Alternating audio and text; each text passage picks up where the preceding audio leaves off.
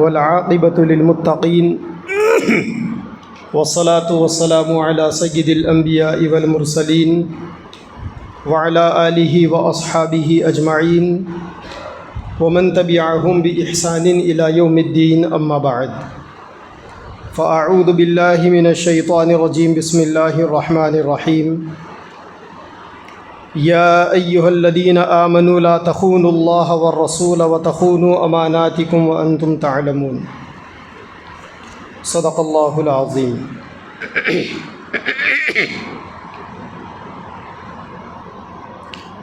اس وقت ہمارے پورے ملک میں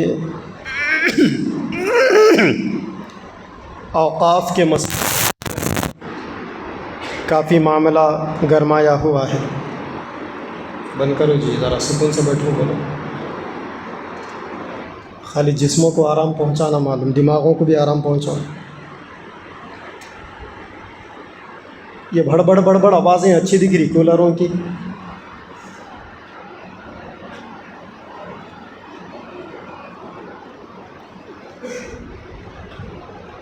گزشتہ دنوں ہماری متعصب حکومت کی جانب سے وقف امینڈمنٹ بل پارلیمنٹ اور راجیہ سبھا اور پھر صدر جمہوریہ کی دستخط کے بعد ایک قانون کی شکل میں پورے ملک کے اندر لاگو ہو گیا اور تمام ریاستوں کو گورنمنٹ آف انڈیا کی جانب سے نوٹیفیکیشن بھی جاری کر دیا گیا۔ بہت سارے مسلمانوں کو یہ بات معلوم نہیں ہے کہ یہ وقف بل کیا چیز ہے، اسی لیے اوقاف کے بارے میں مسلمانوں کی جو سب سے بڑی جماعت ہے اس وقت، متفقہ پلیٹ فارم آل انڈیا مسلم پرسنل لا بورڈ، اس نے مسلمانوں کے لیے کچھ احکامات، کچھ مشورے دیے ہیں اور کچھ اہم باتیں ہیں۔ آج جمعہ میں انہی باتوں کے اوپر گفتگو ہوگی۔ سب سے پہلی بات تو یہ ہے کہ وقف کسے کہتے ہیں، وقف کا کیا مطلب ہے؟ وقف کہتے ہیں اپنی چیز اللہ کو دے دینا۔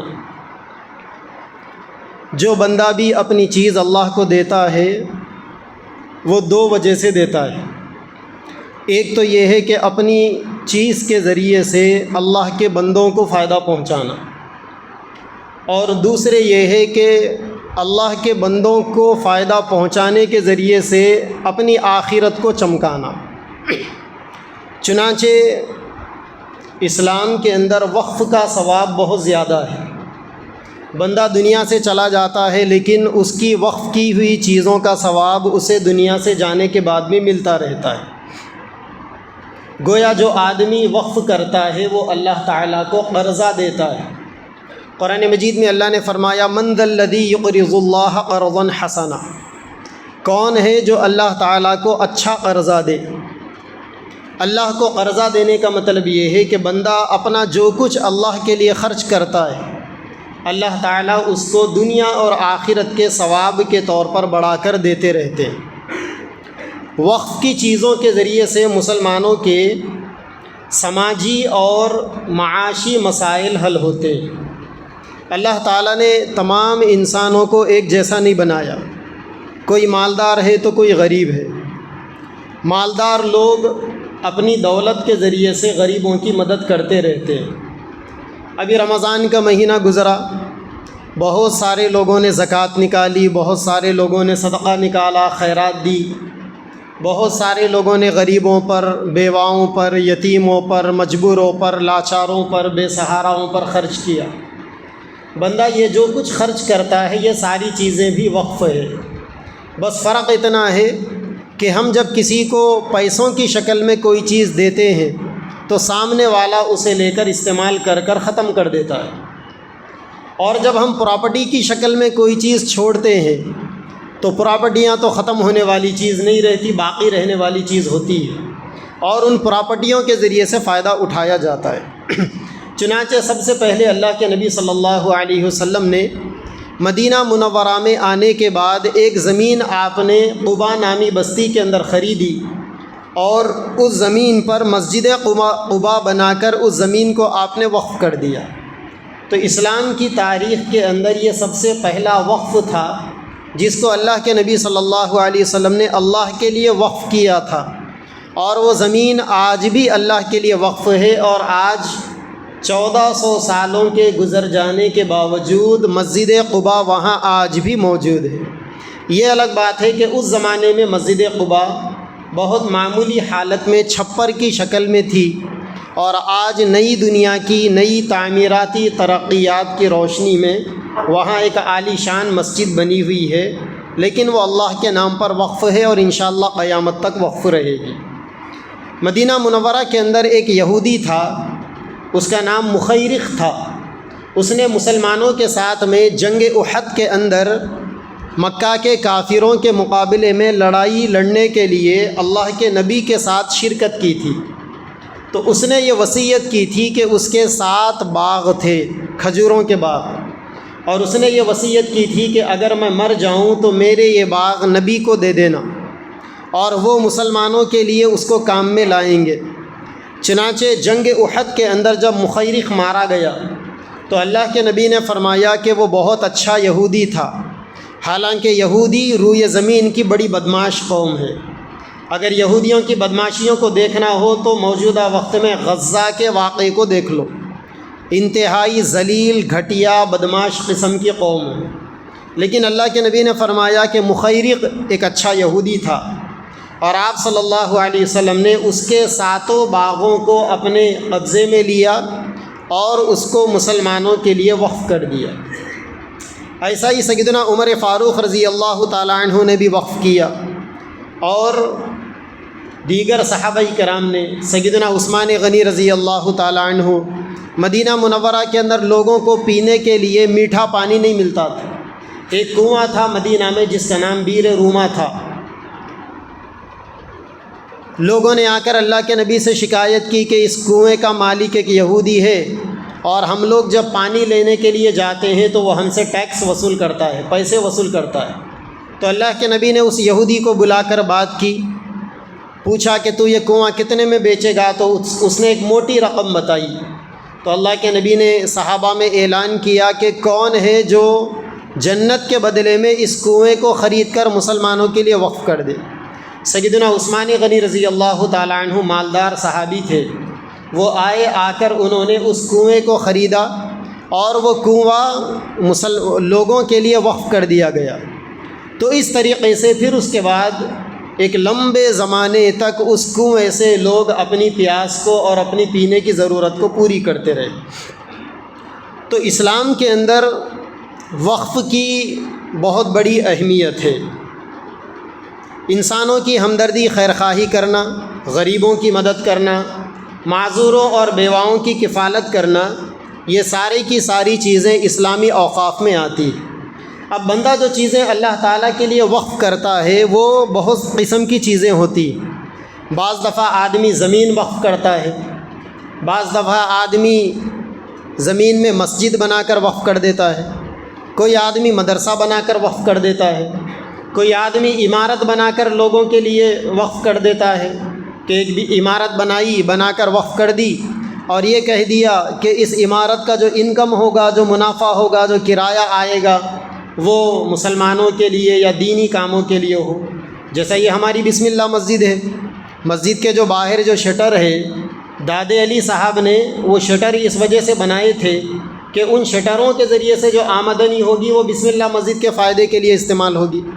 آج بھی بہت سارے لوگ بہت ساری مساجد کے لیے کچھ نہ کچھ پراپرٹی رکھتے ہیں، کیونکہ بہت ساری مساجد کا مستقل انکم نہیں ہوتا، ذرائع آمدنی نہیں ہوتی، تو لوگوں کی یہ کوشش ہوتی ہے کہ کچھ نہ کچھ مسجد کے نام پر رکھ دیا جائے تاکہ کرایہ آتا رہے، تو مسجد کے خرچے نکلتے رہے، مسجد کے اسٹاف کی تنخواہیں نکلتی رہے۔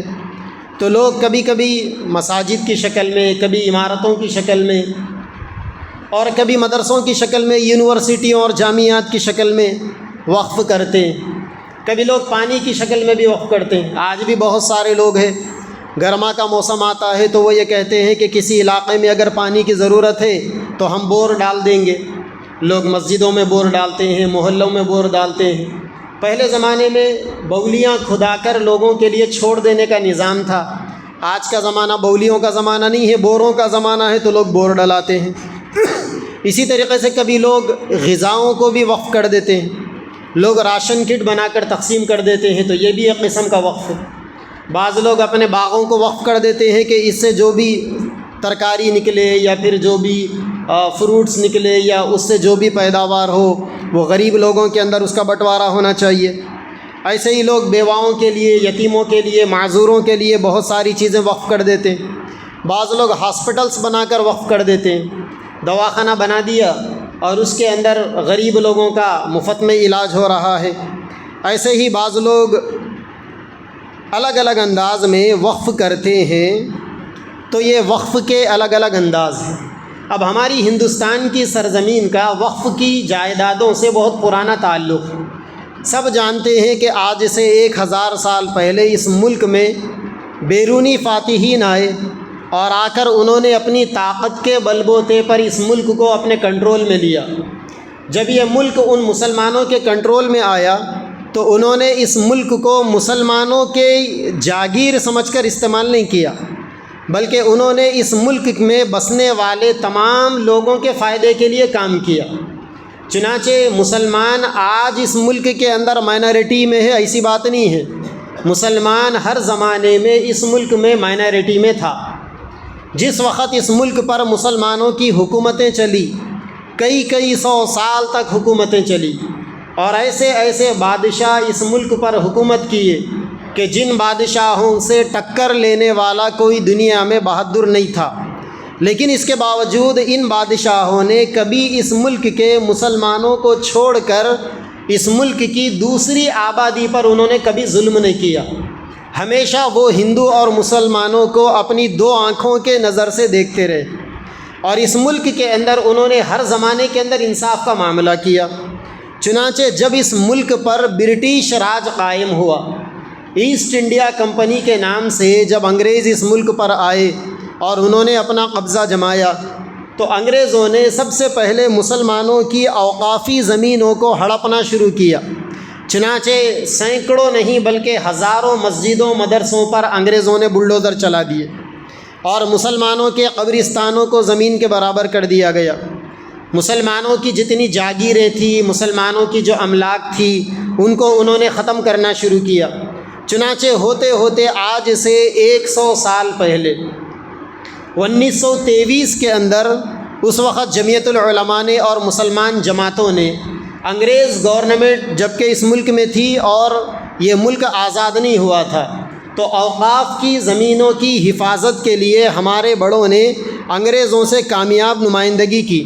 چنانچہ اس کے نتیجے میں 1923 کے اندر آج سے 102 سال پہلے مسلم وقف ایکٹ نافذ ہوا، اور یہ قانون ایک لمبے زمانے تک چلتا گیا، یہاں تک کہ جب ہمارا ملک 1947 میں آزاد ہو گیا اور 1950-39 میں ہمارے ملک میں ایک نیا دستور بنا، نیا کانسٹیٹیوشن اور قانون بنا، تو 1954 کے اندر 1954 کے اندر ایک نیا وقف ایکٹ منظور ہوا، اور اس کے اندر کافی تبدیلیاں کی گئی، کافی اس کے اندر امینڈمنٹس کیے گئے، یہاں تک کہ 1995 کے اندر پارلیمنٹ کے دونوں ایوانوں میں یعنی راجیہ سبھا اور لوک سبھا دونوں کے اندر سینٹرل وقف ایکٹ 1995 منظور ہوا، اور اس طریقے سے بہت ساری چیزیں اس میں شامل کی گئی. یہ الگ بات ہے کہ اچھائی کے نام پر بننے والے قانون پر کبھی عمل نہیں ہو سکا. آگے ابھی آپ اس کی ساری تفصیلات سنیں گے. چنانچہ اس کے بعد ہر اسٹیٹ کے اندر اسٹیٹ گورنمنٹ کی جانب سے وقف کمیٹیاں بنی. جیسا ہمارا آندھرا پردیش تھا، تلنگانہ تو بعد میں بنا، تو آندھرا پردیش کے اندر آندھرا پردیش اسٹیٹ وقف بورڈ بنا گیا. کرناٹک کے اندر کرناٹک اسٹیٹ وقف بورڈ بنا. اتر پردیش کے اندر وہاں کا وقف بورڈ بنا. ایسے الگ الگ اسٹیٹوں کے اندر الگ الگ وقف بورڈ بنے، اور ان وقف بورڈوں کے اندر جتنے لوگوں کو چیئرمین بنایا گیا یا اوقاف بورڈ کا جو ممبر بنایا گیا، ان لوگوں کو یہ کہہ کر بنایا گیا کہ ان اوقاف کی آمدنی سے مسلمانوں کا فائدہ کرنا ہے، کیونکہ جن جن لوگوں نے اپنی پراپرٹیاں چھوڑی تھی ان کا مقصد بھی مسلمانوں کو اور اسلام کو فائدہ پہنچانا تھا۔ لیکن ہوا کیا؟ ہوا یہ کہ اوقاف کی کمیٹیوں میں، وقف بورڈوں کے اندر آنے والے ایسے نادان دوست ثابت ہوئے اور مسلمانوں کے لیے ایسا میٹھا زہر وہ لوگ ثابت ہوئے سلو پوائزن کی شکل میں، کہ وہ لوگ اپنے لیڈروں کے ساتھ میں مل کر مسلمانوں کی اوقاف کی زمینوں کا گھوٹالہ کرنا انہوں نے شروع کیا۔ چنانچہ آزادی کے بعد پورے ملک کے اندر لاکھوں ایکڑ زمینیں تھیں۔ گزشتہ سینٹرل گورنمنٹ میں جو کانگریس گورنمنٹ تھی، انہوں نے ایک کمیٹی ڈالی تھی سچر کمیٹی کے نام سے۔ اس کمیٹی کو یہ کام دیا گیا تھا کہ مسلمانوں کی جو کمزور حالت ہے ذرا سا اس کا جائزہ لینا ہے کہ مسلمان اتنے کمزور کیوں ہیں۔ مسلمان تجارتی اعتبار سے، تعلیمی اعتبار سے، آمدنی کے اعتبار سے مسلمان اتنا کمزور کیوں ہے، اور مسلمانوں کے اندر غربت کا فیصد اتنا زیادہ کم کیوں ہے، کہ اتنا زیادہ کیوں ہے۔ اس کا جائزہ لینے کے لیے ایک سچر کمیٹی بنی تھی، اور برسہ برس مہینوں کی محنتوں کے بعد، جائزے کے بعد، اس کمیٹی نے ایک رپورٹ گورنمنٹ آف انڈیا کو اس موقع پر دیا تھا۔ تو سچر کمیٹی کی رپورٹ میں یہ بتایا گیا تھا کہ پورے ہندوستان کے اندر مسلمانوں کے پاس 5 سے 6 لاکھ ایکڑ اوقاف کی زمینیں، لگ بھگ 6 لاکھ ایکڑ زمینیں مسلمانوں کی اوقاف کی تھی۔ لیکن اس کے باوجود بھی ان زمینوں کا صحیح استعمال نہیں ہونے کی وجہ سے یہ سب کچھ ہوا۔ انہی دنوں کی بات ہے کہ کرناٹک میں اوقاف کی زمینوں میں 2 لاکھ کروڑ روپے کا گھوٹالہ ہوا تھا۔ یعنی مسلمانوں کی زمین ایسے پاش ایریا میں تھی اوقاف کی، جس زمین کو بعض حکومت کے لیڈر اور وقف بورڈ کے ممبران نے اپنی ملی بھگت کے ساتھ بیچ دیا، اور صرف کرناٹک کے مسلمانوں کو اوقاف کے لائن سے 2 لاکھ کروڑ کا چونا لگایا۔ چنانچہ ہر اسٹیٹ کے اندر یہ ہوتا رہا۔ آج لوگ بابو کا نام لے کر آندھرا پردیش والے بڑی دہائی دے رہے ہیں کہ بابو نے مسلمانوں کے ووٹوں سے حکومت بنائی اور مسلمانوں کو دھوکہ دیا۔ یہ مسلمان بھی کتنا بھولا بھالا ہے۔ مسلمانوں کو بھولا بھالا بولا جائے یا جاہل بولا جائے؟ بھولا بھالا بولنا شاید بہت زیادہ ہمدردی ہے اس قوم کے ساتھ۔ ہماری قوم اصل میں پیٹوں کے پالنے میں ماہر ہے۔ کھانے کے لیے اگر بٹھایا جائے تو کھائیں گی تیسرے حکم تک، لیکن کوئی ایسا کام قوم نہیں کرے گی جو کام قوم کے اندر مجموعی شعور بیداری کا ذریعہ بنے۔ نہ تعلیم سے کوئی سروکار، نہ تربیت سے کوئی سروکار۔ دنیا میں کیا ہو رہا ہے اپنی قوم کو پتہ ہی نہیں۔ اور آج بھی جبکہ ملک کے اندر سارے فکر مند لوگ اوقاف کی زمینوں کو لے کر کوششیں کر رہے ہیں، محنتیں کر رہے ہیں، قوم کو جوڑنے کا کام کر رہے ہیں، اس کے باوجود آج بھی مسلمانوں میں کروڑوں کی تعداد میں ایسے لوگ ہیں جو آج ناچنے گانے بجانے میں، اپنی شادیوں میں خوشیاں منانے میں ہی مگن ہیں۔ ان کی روزانہ کی زندگی بازار سے شروع ہوتی ہے، گلی چبوتروں کے اوپر ختم ہو جاتی ہے۔ ان کی زندگیوں کو اگر دیکھا جائے تو پتہ ہی نہیں چلتا کہ یہ بیچارہ کس درجے کا مسلمان۔ انہیں کوئی پتہ ہی نہیں کہ پوری دنیا کے اندر مسلمانوں کے ساتھ کیا ہو رہا ہے، اور اس ملک میں پچھلے 10-12 سال سے کیا ہو رہا ہے، اور آئندہ کیا کچھ مسلمانوں کے اور اسلام کے خلاف کیے جانے کی سازشیں رچی جا رہی، اور سازشیں کرنے والے کامیاب ہیں۔ چنانچہ آج بابو کے اوپر ہمدردی کی دہائی دینے والوں کو یہ نہیں معلوم کہ پورے آزاد ہندوستان کے اندر اوقاف کی زمینوں کا سب سے بڑا گھوٹالہ کرنے والا یہ تمہارا منافق چندرا بابو نائیڈو تھا۔ جب آندھرا پردیش تھا تو سب سے زیادہ اوقاف کی زمینوں کا گھوٹالہ اس نے کیا تھا۔ کسی اور زمین کی بات میں نہیں لیتا، تنہا وشاکھاپٹنم کی زمین، وشاکھاپٹنم کا اصل نام اسحاق پٹن ہے، اور وہاں پر ایک بہت بڑے اللہ کے ولی کی درگاہ آج بھی ہے، شاہ اسحاق رحمۃ اللہ علیہ کے نام سے۔ پورا وشاکھاپٹنم ان کی درگاہ کے نام پر وقف تھا۔ چندرا بابو نائیڈو نے 3000 ایکڑ وشاکھاپٹنم کی زمین ہندوجا گروپ کو کوڑیوں کے دام میں، اونے پونے دام کے اندر اس نے دے دیا تھا۔ ایسے لاکھوں زمینوں کا اس نے گھوٹالہ کیا۔ شمس آباد انٹرنیشنل ایئرپورٹ جو آج بنا ہوا ہے حیدرآباد کا، وہ اس ایئرپورٹ کی آدھی سے زیادہ زمین اوقاف کی زمین ہے، جو چندرا بابو نائیڈو کے گھوٹالے کے ذریعے میں ہوئی۔ کوئی لیڈر اس کے اندر دودھ کا دھلا ہوا نہیں۔ تم غیروں کی کیا بات کرتے ہو، کوئی مسلمان لیڈر بھی دودھ کا دھلا ہوا نہیں۔ اور بڑے بڑے مسلم لیڈر ہیں جنہوں نے اوقاف کی زمینوں کے گھوٹالے میں اپنے دامنوں کو داغدار کر رکھا ہے۔ پتہ نہیں مر کر وہ اللہ تبارک و تعالیٰ کے سامنے کیا جواب دیں گے۔ اوقاف کی پلاٹنگ کر کر، اوقاف کی زمینوں کو ہڑپ کر، اور یہ عذر، یہ بہانہ بناتے ہوئے کہ اگر ہم اوقاف کی زمینوں پر قبضہ نہیں کریں گے تو غیر قبضہ کریں گے۔ انہوں نے ہزاروں ایکڑ زمینوں کا گھوٹالہ کیا۔ صرف حیدرآباد کے اندر نہیں کیا، تلنگانہ میں نہیں کیا، آندھرا پردیش میں نہیں کیا، بلکہ پورے ہندوستان کے اندر یہ سب کچھ ہوتا رہا۔ چنانچہ سچر کمیٹی کی رپورٹ کے اندر یہ بتایا گیا تھا کہ پورے ملک کے اندر مسلمانوں کے پاس 5 سے 6 لاکھ ایکڑ کی اوقاف کی سرزمین ہے۔ اسی زمانے کے اندر کرناٹکا کے اندر 54,000 ایکڑ اوقاف کی زمین تھی، وہ گھٹ کر 27,000 ہو گئی۔ کتنا گھوٹالہ ہو گیا۔ مدھیہ پردیش کے اندر 55,000 ایکڑ زمین تھی، وہ گھٹ کر 70% زمینوں پر قبضہ ہو گیا۔ اور موجودہ آندھرا پردیش کے اندر 31,000 ایکڑ اوقاف کی سرزمینیں گھٹ گھٹ کر آج اس میں کا 20% بھی باقی نہیں۔ اس طریقے سے ایک لمبا اوقاف کی زمینوں کے اوپر گھوٹالوں کا سلسلہ شروع ہوا۔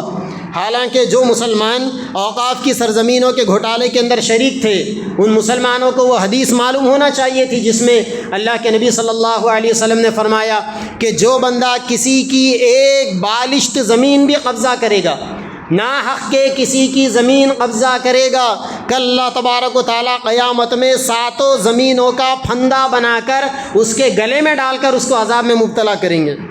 چنانچہ یہ درد بھری کہانی چلتی رہی، اور چلتے چلتے ہوتے ہوتے آج نوبت یہ آئی کہ موجودہ جو فرقہ پرست گورنمنٹ ہے، اس نے وقف امینڈمنٹ بل کے نام سے ایک قانون لایا، اور یہ قانون پارلیمنٹ کے اندر اپنی طاقت کے نشے میں انہوں نے پاس کروا لیا۔ اب ذرا سا ہمیں یہ پتہ تو چلے کہ بھائی یہ جو وقف امینڈمنٹ کا جو قانون آیا، یہ قانون مسلمانوں کے لیے کتنا نقصان دہ، کیونکہ آج بھی سوشل میڈیا کو کھولیں تو گدھے ٹائپ کے ایسے مسلمانوں کی کمی نہیں ملے گی جو تعریف کر رہے ہیں اس قانون کی۔ اور بہت سارے لوگ تو یہ کہہ رہے ہیں کہ جب تک اوقاف کی زمینیں تھیں عام مسلمانوں کا کچھ فائدہ نہیں ہوا، تو قانون بننے میں کیا برائی ہے، ایسا کچھ لوگ کہہ رہے ہیں۔ اور کچھ لوگ تو یہ بول رہے ہیں کہ قانون بڑا اچھا بنا ہے، اپنے لیڈروں کی جی حضوری میں، چمچا گیری میں یہ قانون انہیں اچھا لگنے لگا ہے۔ تو ان لوگوں کے لیے پتہ ہونا چاہیے کہ یہ جو اوقاف کا جو قانون بنا ہے، سب سے پہلے یہ بات آپ ذہن میں رکھیں کہ وقف بورڈ کی زمین کا مطلب اوپن لینڈ نہیں ہے۔ وقف بورڈ کی زمین کا مطلب ہندوستان میں جتنی مساجدیں ہیں، یہ ساری مسجدوں کی زمینیں وقف بورڈ کی زمین کہلاتی ہیں۔ پورے ہندوستان میں مسلمانوں کے جتنے قبرستان ہیں، یہ سارے کے سارے قبرستان اوقاف کی زمین کے تحت آتے ہیں۔ پوری ہندوستان کے اندر جتنی درگاہیں ہیں، مسلمانوں کے جتنے عیدگاہیں ہیں، یہ ساری کی ساری زمینیں اوقاف کی زمینوں میں آتی ہیں۔ ایک ہم چھوٹا سا اندازہ کریں کہ ہمارے ہندوستان میں 7 لاکھ گاؤں ہیں، پورے چھوٹے بڑے ملا کر پورے ملک کے اندر 7 لاکھ گاؤں ہیں۔ اگر ان 7 لاکھ گاؤں میں مسلمانوں کی آبادی ہم آدھے گاؤں میں پکڑیں گے تو 3.5 لاکھ ہوں گے، اور ہر گاؤں کے اندر کم از کم مسلمانوں کو ایک مسجد ہوگی، ایک قبرستان ہو رہا ہو اور ایک عیدگاہ ہوگا۔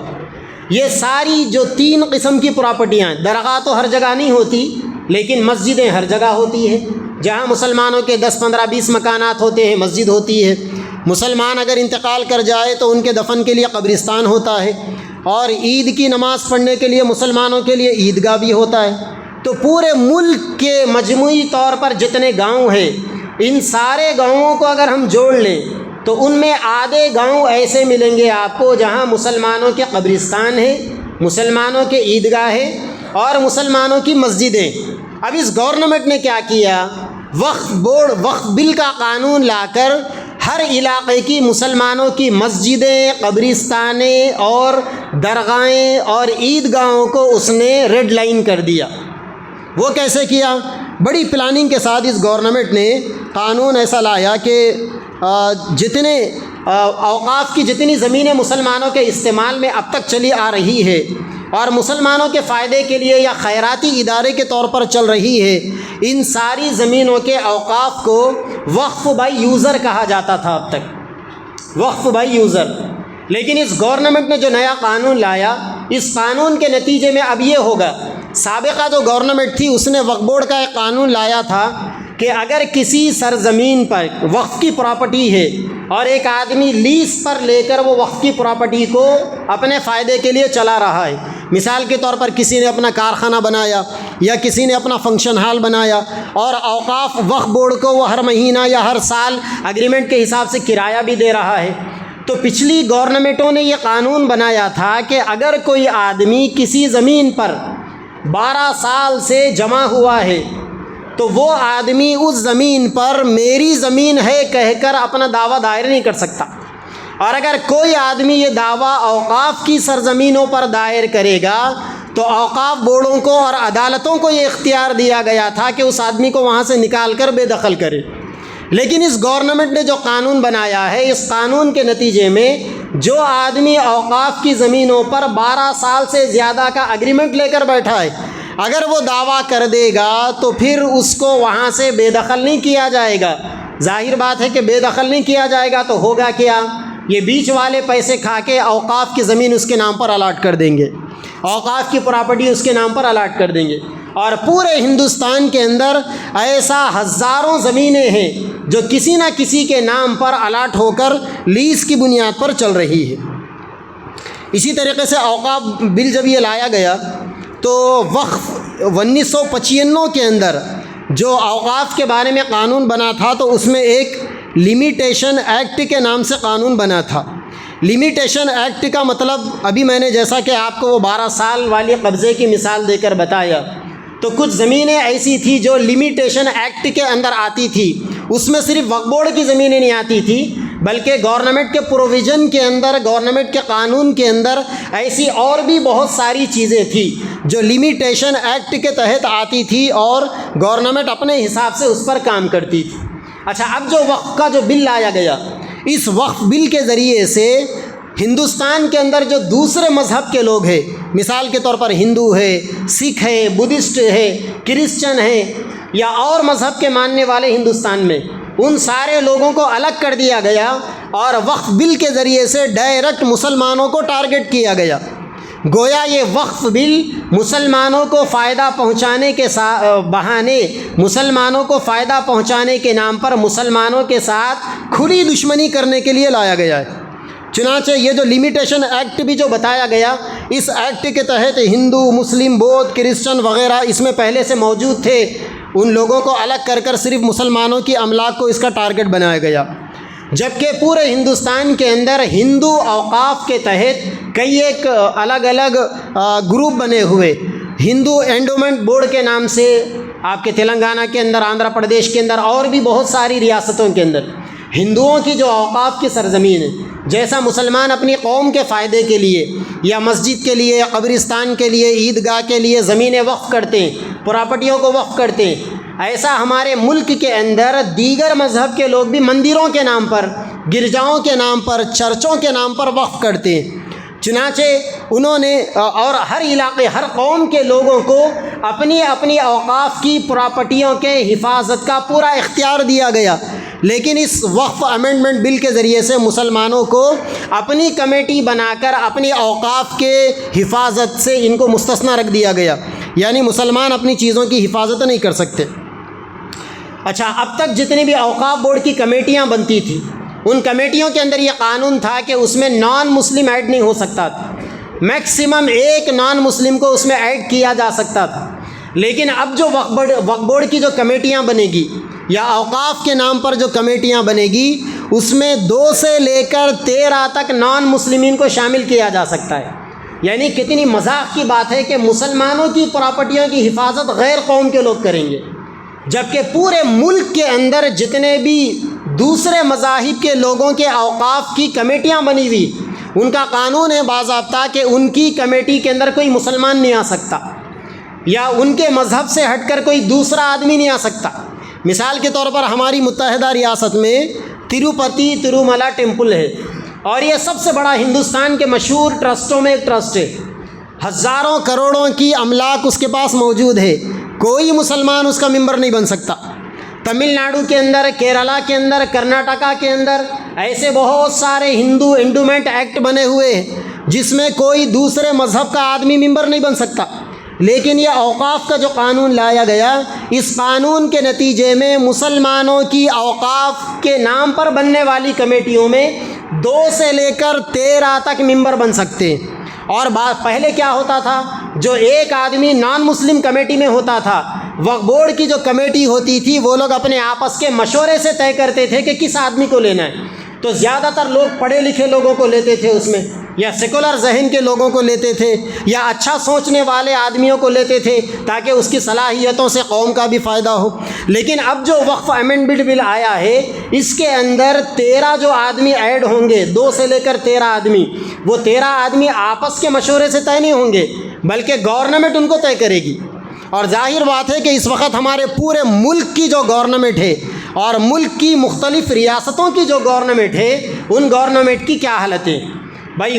اس وقت بعض ریاستوں میں مسلمانوں کا ریلوے اسٹیشن پر نماز پڑھنا محال ہے، روڈوں کے اوپر نماز پڑھنا محال ہے. بلکہ ابھی حال میں اتر پردیش کی پولیس نے ایسے لوگوں کو بھی نوٹس جاری کی جو اپنے گھر کی چھت کے اوپر نماز پڑھ رہے تھے. تو جہاں مسلمانوں کو اپنی گھروں کی چھتوں پر نماز پڑھنے سے روکا جا رہا ہے، وہاں ان گورنمنٹوں کی جانب سے ہم کیسے یہ امید لگا سکتے ہیں کہ یہ گورنمنٹیں مسلمانوں کی املاک کا قانونی طور پر تحفظ کرے گی. اسی طریقے سے اوقاف کے قانون کے اندر ایک قانون تھا اوور رائڈنگ ایکٹ کے نام سے. اوور رائڈنگ ایکٹ کیا تھا؟ اوور رائڈنگ ایکٹ ایسا تھا، مثال کے طور پر 2 چیزیں کیا ہے. اگر آپ کوئی ایک RTC ڈرائیور ہے، وہ جا رہا ہے راستے سے گاڑی لے کر، آپ کا اس کا کچھ جھگڑا ہو گیا، RTC ڈرائیور سے آپ کا جھگڑا ہو گیا اور آپ نے RTC ڈرائیور کے اوپر ہاتھ اٹھا دیا، یا کوئی آن ڈیوٹی گورنمنٹ آفیسر کے اوپر آپ نے ہاتھ اٹھا دیا، تو گورنمنٹ کے قانون کے حساب سے گورنمنٹ اس کا سپورٹ کرے گی، آپ کا سپورٹ نہیں کرے گی. کیوں؟ کیونکہ وہ گورنمنٹ کا آدمی. غلطی کیا ہے وہ بعد میں دیکھا جائے گا، لیکن پہلے درجے میں گورنمنٹ کس کا سپورٹ کرے گی؟ آپ بھی ایک عام شہری ہے، وہ بھی ایک عام شہری ہے، مگر وہ گورنمنٹ کا آدمی ہے، وہ آن ڈیوٹی ہے، تو گورنمنٹ پہلے اس کو سپورٹ کرے گی. تو وقف بورڈ کے اندر اس سے پہلے ایک قانون تھا اوور رائڈنگ ایکٹ کے نام سے. وہ قانون کیا تھا؟ اگر کسی پراپرٹی کے بارے میں اوقاف والے دعویٰ کرے کہ یہ ہماری ہے اور دوسرا آدمی دعویٰ کرے کہ یہ ہمارا ہے، تو گورنمنٹ اس قانون کے تحت سب سے پہلے اوقاف والوں کو پریفرنس زیادہ دیتا تھا، توجہ ان کو زیادہ دی جاتی تھی. بعد والے کی باتیں بعد میں سنی جاتی تھی، پہلے اوقاف. کیوں؟ کیونکہ باضابطہ اوقاف بورڈ کے تحت پہلے قانون کے اندر اس شق کو شامل کیا گیا تھا. اب یہ چیزیں اوقاف کے بل کے نام سے مسلمانوں کے درمیان میں لائی گئی اور مسلمانوں کو للی پاپ دے کر اور جھوٹی موٹی باتیں بتا کر، مسلمانوں کی جھوٹی ہمدردیاں حاصل کر کر، سوشل میڈیا پر خوب جھوٹ بول کر، ارے سوشل میڈیا کی کیا بات کریں، پارلیمنٹ کے اندر جھوٹ بولا گیا. جو گورنمنٹ اوقاف بل لے کر آئی ہے، اس گورنمنٹ کے MPوں کے بیانوں کو نکال کر سنیں آپ. پارلیمنٹ کے اندر انہوں نے اتنا جھوٹ بولا. ایک تو ان کا MP کھڑے ہو کر بولا کہ اوقاف کی زمینیں صرف ہندوستان میں ہے، پوری دنیا کے کسی مسلم کنٹری کے اندر اوقاف کی زمینیں نہیں. یہ کہا اس نے. حالانکہ پوری دنیا میں جتنے مسلم ممالک ہیں، آپ وہاں چلے جائیے، وہاں باضابطہ اوقاف منسٹری ہوتی ہے. آپ لوگوں میں سے بھی جتنے لوگ گلف ریٹن سے، مڈل ایسٹ کے بعض ریاستوں میں، بعض علاقوں میں جو آپ رہ کر آئے ہیں، وہاں پر آپ نے بھی دیکھا ہوگا کہ وہاں کی ساری مسجدیں اوقاف کے انڈر کنٹرول ہوتی ہے. وہاں باضابطہ جمعہ کے دن خطبہ بھی اوقاف کی جانب سے آتا ہے. وہاں کا امام اپنی مرضی سے خطبہ نہیں دے سکتا. لیکن پارلیمنٹ میں ڈھہ کر یہ جھوٹ بولا گیا کہ کسی مسلم ملک کے اندر وقف بورڈ نہیں ہے. اور بلکہ آگے بڑھ کر تو مائنارٹی ویلفیئر کس سے ریلیٹڈ جو ہمارے وزیر صاحب ہیں، جو منسٹر صاحب ہیں، پارلیمنٹ میں کھڑے ہو کر انہوں نے یہاں تک جھوٹ بول دیا کہ اگر ہم وقف بل نہیں بنائیں گے تو کل کو یہ مسلمان آ کر یہ دعویٰ کریں گے کہ پارلیمنٹ کی زمین بھی وقف بورڈ کی زمین پر بنی ہوئی ہے. بتائیے، انصاف کا مندر جسے کہا جاتا ہے، جہاں سے لوگوں کو انصاف ملنا چاہیے تھا، وہاں ان سیٹوں پر بیٹھ کر جمہوریت کا، سیکولرزم کا کھلے عام مرڈر ہونے لگا. وہاں پر جمہوریت کا قتل ہونے لگا. یہ تو اللہ کا شکر ہے کہ پارلیمنٹ کے اندر جو اپوزیشن پارٹیاں ہیں انہوں نے دبا کر فائٹ کیا۔ عام ملک کے سیکولر لوگوں کو اس بات کا اندازہ نہیں تھا کہ پارلیمنٹ کے اندر اپوزیشن گورنمنٹ کے سامنے وقف امینڈمنٹ بل کو لے کر شاید کچھ بات بھی کرے گا، لیکن انہوں نے وہاں ٹھہر کر زبردست فائٹ کیا۔ ہماری ریاست تلنگانہ سے ممبر آف راجیہ سبھا بن کر جانے والے ایک رکن نے تو اسپیچ دیتے ہوئے یہاں تک کہا کہ میرے اسٹیٹ میں حیدرآباد میں تلنگانہ میں جو درگاہیں ہیں ان درگاہوں پر صرف 40% مسلمان جاتے ہیں، 45% اور 55% ہندو آتے ہیں۔ اور انہوں نے مثال دے کر کہی کہ بہت ساری درگاہیں ایسی ہیں جہاں پر ہندوؤں نے زمینوں کو وقف کیا ہے، اور ایسا پورے ملک کے اندر ہوا۔ جب تک اس ملک میں نوابوں کی حکومت تھی، مسلمان بادشاہوں کی حکومت تھی، انہوں نے مندروں کے نام پر بھی بہت لٹایا، اور جب راجہ مہاراجاؤں کی حکومت تھی اور بہت سارے غیر مسلم ہمارے بھائی تھے تو انہوں نے مسجدوں کے نام پر بھی بہت دیا۔ ابھی آپ ریکل کے آگے کٹکا پور ایک مقام ہے، بالکل آخری ہمارا یہ ضلع جگتیال کا آخری کونا، آج سے 8-10 سال پہلے ہم نے کٹکا پور میں مسجد بنائی، تو مسلمانوں کے پاس مسجد نہیں تھی تو ہم گئے زمین خریدنے کے لیے، 2 گنٹے زمین ہم نے خریدی، اور ایک ہندو بھائی سے ہم نے زمین خریدی تو اس نے 1 گنٹا اپنی جانب سے گفٹ دیا گاؤں والوں کو۔ گویا ایک ہندو نے مسجد کی زمین کے لیے 1 گنٹا وقف کیا، اور یہی نہیں بلکہ اس گاؤں کے اندر 1 ایکڑ زمین اس نے اپنے باپ کے نام پر مسلمانوں کے قبرستان کے لیے وقف کیا۔ تو ایسا ہمارے پورے ملک کے اندر ہزاروں نہیں بلکہ لاکھوں پراپرٹیاں ہیں، اور اب تک کا وقف کا قانون یہ تھا کہ اگر کوئی ہندو مسلمانوں کے لیے وقف کرتا ہے تو وہ مسلمانوں کی سمجھی جاتی تھی، لیکن اب جو نیا قانون آیا ہے اس قانون کے نتیجے میں اب تک جتنے ہندوؤں نے مسلمانوں کے لیے وقف کی ہے وہ واپس ہندوؤں کے پاس چلی جائے گی۔ تو اس طریقے سے میرے بھائیوں، اوقاف کے بارے میں یہ سب گھوٹالے، یہ ساری چیزیں تھوڑا سا پڑھنے کی ضرورت۔ ہمارے پاس جو پڑھے لکھے لوگ ہیں تھوڑا وقت لے کر ان کے ساتھ میں بیٹھ کر ان سے مذاکرہ کرنے کی ضرورت ہے، ڈسکشن کرنے کی ضرورت ہے کہ یہ بل ہمارے لیے کتنا نقصان دہ۔ ابھی میں نے مختصر انداز میں آپ کو بتایا کہ بل کتنا نقصان دہ ہے، وقت تو ہو چکا، لیکن اب آگے ہم کو کیا کرنا ہے اور ہمارے بڑوں کا کیا مشورہ ہے، ایک 5-7 منٹ میں وہ بھی سن لیجئے، کیونکہ جو قانون بننا تھا بن گیا، پارلیمنٹ میں بنا، راجیہ سبھا میں بنا، اور پریزیڈنٹ آف انڈیا کی دستخط کے بعد باضابطہ قانون بن گیا۔ اب جمہوری ملک کے اندر رہ کر ہمیں کیا کرنا ہے؟ کیا ہاتھ پہ ہاتھ رکھ کر خاموش بیٹھ جانا ہے کہ قانون بن گیا اب ہم کیا کر سکتے ہیں، یا ہمیں کچھ کرنا ہے؟ تو ہمیں کیا کرنا ہے، ہمارے بڑوں کی جانب سے کچھ باتیں آئی ہے، میں وہ آپ کے سامنے بتا رہا ہوں۔ سب سے پہلی چیز، ہمارے پاس الحمدللہ سپریم کورٹ موجود ہے، اور سپریم کورٹ کے پاس ایک آپشن موجود ہے کہ پارلیمنٹ نے جو بل پاس کیا ہے اس بل کو کنڈم کرے۔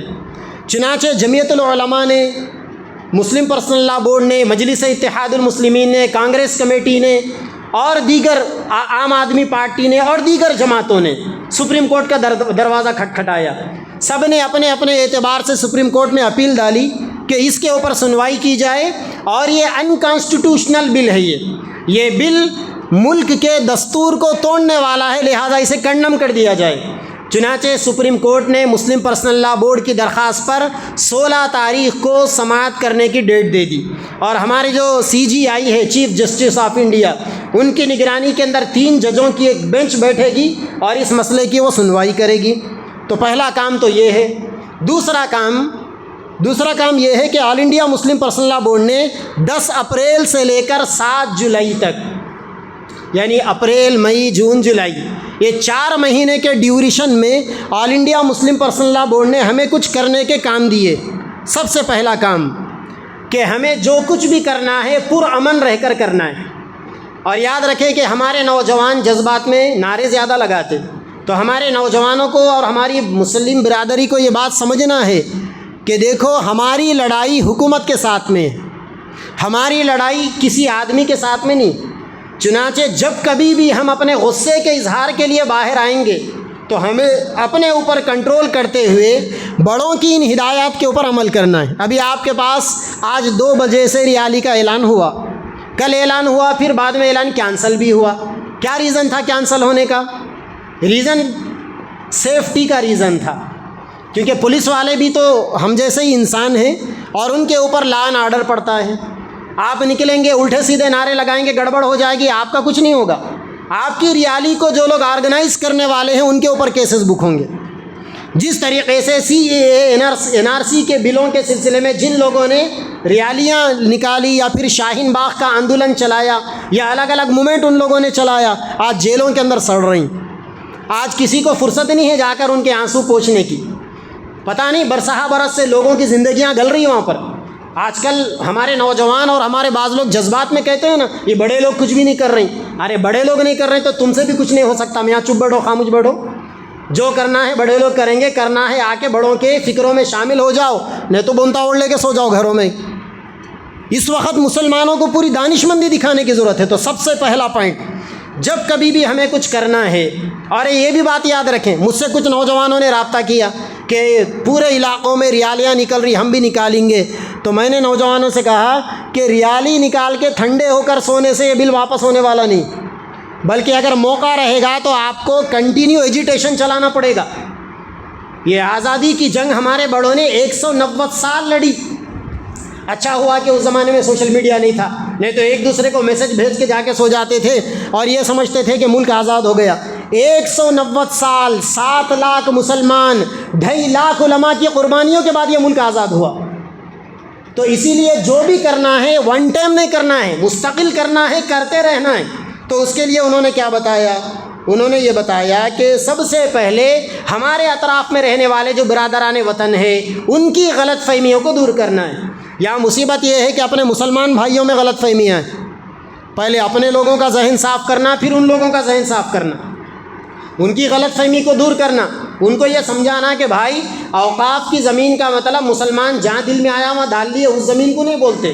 اوقاف کی زمین کا مطلب آدمی جو ریلیجن کے نام پر یا دیوڑ دیوتاؤں کے بھگوانوں کے نام پر، یعنی ان کو سمجھانے کے لیے اللہ کے نام پر یا مسلمانوں کے فائدے کے لیے آدمی اپنی پراپرٹی میں سے جو دان کرتا ہے، دیتا ہے، اسے اوقاف کی زمین بولتے ہیں۔ اوقاف کا مطلب کسی ایک مسلمان نے بھی پورے ملک کے اندر کسی کی ایک گز زمین بھی قبضہ کر نہیں رکھی۔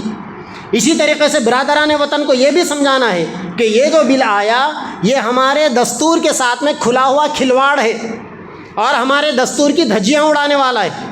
اگر آپ لوگ ایسے موقع پر مسلمانوں کا ساتھ نہیں دیں گے تو کل کو یہ مصیبت تمہارے اوپر بھی آنے والی ہے۔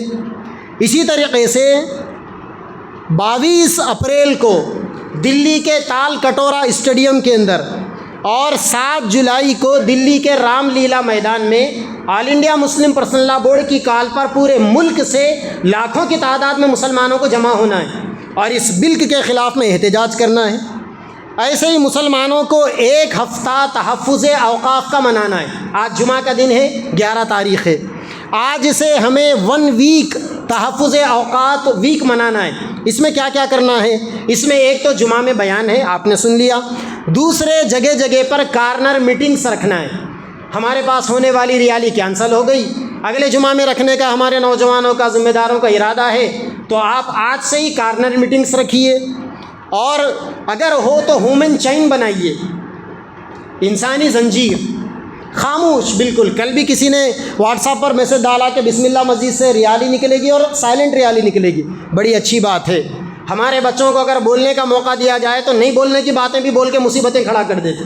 اسی لیے ریالیوں کے اندر اگر بلایا جائے تو اپنے حساب سے 2 چیزیں ضرور بلائی جائے، ایک کالی ربن یہاں باندھ کر اور ایک چھوٹا ٹیپ بعض لوگوں کے منہ پہ چپکانے کے لیے، یہ ضروری ہے یہ۔ تو دوسرا کام کیا کرنا ہے؟ ہومن چین بنانا ہے، کارنر میٹنگز بنانی ہے، اور برادران وطن کے ساتھ میں ٹیبل میٹنگز کرنی۔ جو ہمارے پاس جو اور قوموں کے جو انٹلیکچوئل ہیں، پڑھے لکھے لوگ ہیں، ان لوگوں کو اپنے ساتھ میں جوڑنا ہے۔ کیوں؟ یاد رکھیں ملک کے اندر 140 کروڑ کا پاپولیشن ہے، مسلمان 20 کروڑ ہے، باقی لوگ 120 کروڑ ہے۔ یہ مسلمان 20 کروڑ اپنے بل بوتے پر کچھ نہیں کر سکتا، اسی لیے مسلمانوں کو کم سے کم 40-50 کروڑ لوگوں کو اپنے ساتھ میں کھڑا کرنے کی ضرورت ہے۔ اسی طریقے سے ڈسٹرکٹ ہیڈ کوارٹرز پر دھرنا دیا جائے، دھرنے کا ٹائم انشاءاللہ اوپر سے دیا جائے گا۔ ایسے ہی کلکٹر صاحب کو میمورنڈم دیا جائے اور کلکٹر صاحب کے ذریعے سے پریزیڈنٹ آف انڈیا تک وہ میمورنڈم پہنچائے۔ ایسے ہی ملک کے 50 بڑے شہروں کے اندر پریس کانفرنس ہوگی، اگلے دنوں میں ہوگی، ہماری ریاست تلنگانہ میں ان 50 بڑے شہروں میں 3 شہر ہیں، ایک حیدرآباد ہے، دوسرا کریم نگر ہے اور تیسرا نظام آباد ہے۔